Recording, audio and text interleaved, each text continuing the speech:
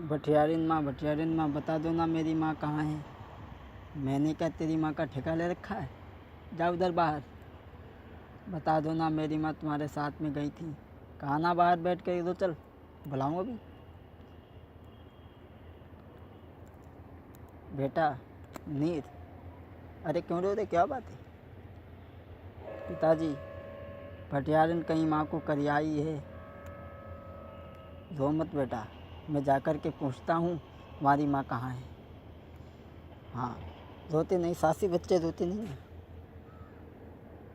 मैं पूछता हूँ भठियारिन से कि वो कहाँ है। भठियारी बहन, मेरी औरत कहाँ है? मैंने क्या तेरी औरत का ठेका ले रखा है? बहन, मेरे बच्चे कह रहे हैं कि भठियारिन के साथ में गई थी। कहाँ है मुझे बता दो। मैं आगे आगे थी, वो पीछे पीछे थी, वो पता नहीं कहाँ चली गई। ऐसा मत कहो, ऐसा मत कहो। मेरे बच्चे बगैर मेरी पत्नी के बिना नहीं जी सकते। सुनो, अरे तेरी नारी न तो पे राजी है, मत बाल छेल संग बाजी है। तेरी नारी न तो पे राजी है, मस्तान छेल संग भागी है। बिना मतलब बने तू काजी है, तासे साफ तुम्हें समझाते हैं। मुझे क्या मालूम तेरी औरत कहाँ चली गई, वो बदचलन थी। ऐसा मत कहो बहन, ऐसा ही है। कोई बात नहीं, कोई बात। हे बेटा सरवर नीर, चलो मैं तुम्हें वहाँ ले चल रहे हैं जहाँ तुम्हारी माँ गई है। मैं तुम्हें गोद में ले लेता हूँ। बेटा नीर, तुम मेरी उंगली पकड़ लो। जा रहे हैं रास्ता में। मैंने कौन सा बुरा कर्म किया था जो मुझे दुख झेलने को मिल रहे हैं। कौन किए अन्याय जो किस्मत बिगड़ी गई। कौन किए अन्याय जो किस्मत बिगड़ी गई। कौन किए अन्याय जो किस्मत बिगड़ गई। मेरी प्राणन प्यारी नारी बिछुड़ गई। कहाँ बिलखती होएगी मेरी रानी। मेरे सारे सुख की बगिया उजड़ गई। कौन किए अन्याय जो किस्मत बिगड़ गई। हे बेटा सरवर, ये सामने नदी है। बेटा नीर, ये सामने नदी है। मैं तुम्हें पार करके आता हूँ। और बेटा तुम्हें ही खड़ा रहना। पिताजी मुझे अकेले डर लगेगा। अरे सासी बच्चे डरते नहीं, तुम अभी रुको, मैं तुम्हारे भाई को पार करके आता हूँ, फिर तुम्हें भी ले चलूँगा। तब तक खड़े रहो। पिताजी आप कहाँ जा रहे हो? मैं भी आऊँगा तुम्हारे साथ। नहीं मेरे लाल, दूर रहो। अरे रहना जल से दूरी, पास मत दरिया के आना। अरे रहना जल से दूरी, पास मत दरिया के आना। कोई मिले नगर नजदीक, मांग के भी कौन खाना। क्षमा करना मेरे लाल, अब मैं तुम्हारा और साथ नहीं दे सकता। अरे रहना जल से दूरी, पास मत दरिया के आना। कोई मिले नगर नजदीक, मांग के भी कौन खाना। अरे बुरी किस्मत निकरी खोटी, और मैया से बिछुड़न भव हमारी खा गई चोटी। इसलिए मेरे लाल दूर रहो, दूर रहो। अरे पेशनाई पानी में जाती, मेरे पल में कड़े पिरा न करो बेटा करी छाती। क्या कह रहे हो पिताजी? अरे पेशनाई पानी में जाती, मेरे कल पेशनाई पानी में जाती, मेरे पर में कड़े परा न करो बेटा कर दी छाती। दोनों बच्चे रोते रहे।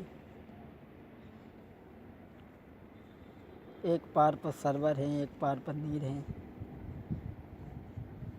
नीर कहने लगा, भैया मोए अपने पास बुलाए ले, ओ मेरे जेठे भैया। मोए अपने पास बुलाए ले, ओ मेरे जेठे भैया। भैया ओ मेरे जेठे भैया, भैया ओ मेरे जेठे भैया। अब पास नाए है नाब, ओ मेरे छोटे भैया। मोए अपने पास बुलाए ले, ओ मेरे छोटे भैया।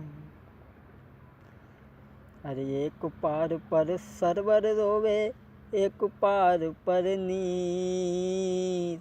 मात पिता बिन कौनो बंधावे धीर। एक पार पर सरवर रोवे, एक पार पर नीर। मात पिता बिन कौनो बंधावे धीर। बोलो सरवर रुको शेर उत से आवे। हाँ, बोलो सरवर रुको शेर उत से आवे। अरे इत से खाएगा हमको होई जीवन की आखिर।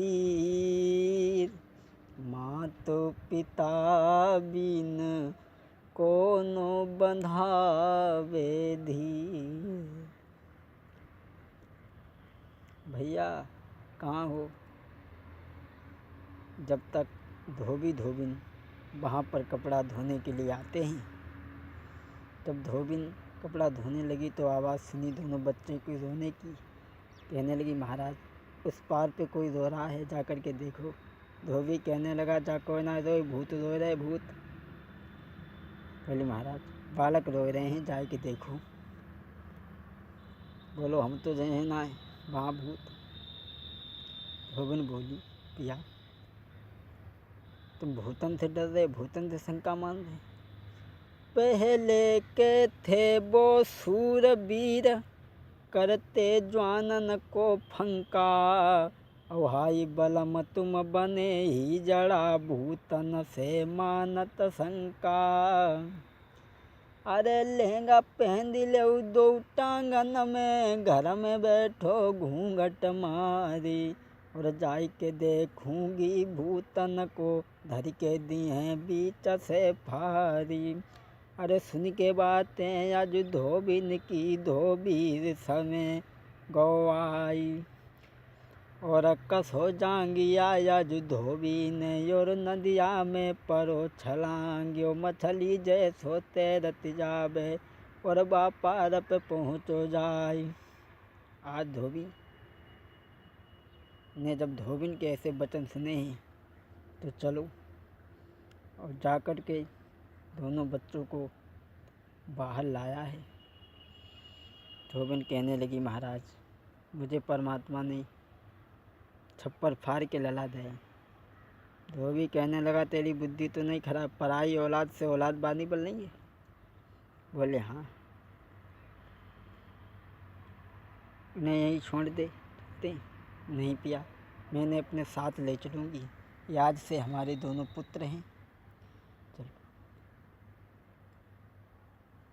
बेटा सरवर नीर, तुम दोनों दौड़ लगाना जाया करो। जी माँ। दोनों जाकर के पुलिस में भर्ती हो जाते हैं, सिपाही बन जाते हैं। और उधर महाराज अम्ब नदी में बहते हुए एक दूसरे राज्य में पहुंच गए। वहां का राजा ख़त्म हो चुका था। रानी ने मन में विचार किया, जो सुबह फाटक पे मिल जाएगा उसे राजा बना दिया जाएगा। मंत्री से कहा, ऐसा करो जो सुबह में फाटक पे मिले उसे हमारे पास में लाओ। महारानी, क्या मैं कारण पूछ सकता हूँ? कारण तुम्हें तभी पता हो जाएगा। ठीक है महारानी, आपका हुक्म है, भला मैं कैसे नहीं टाल सकता।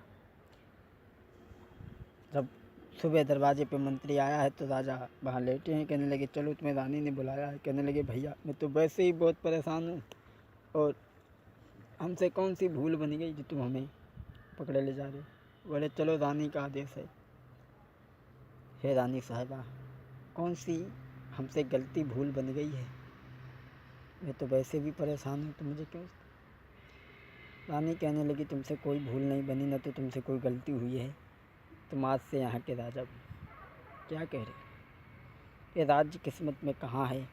अब तो उस घड़ी का इंतज़ार कर रहा हूँ कि किस घड़ी हमारी मौत होगी।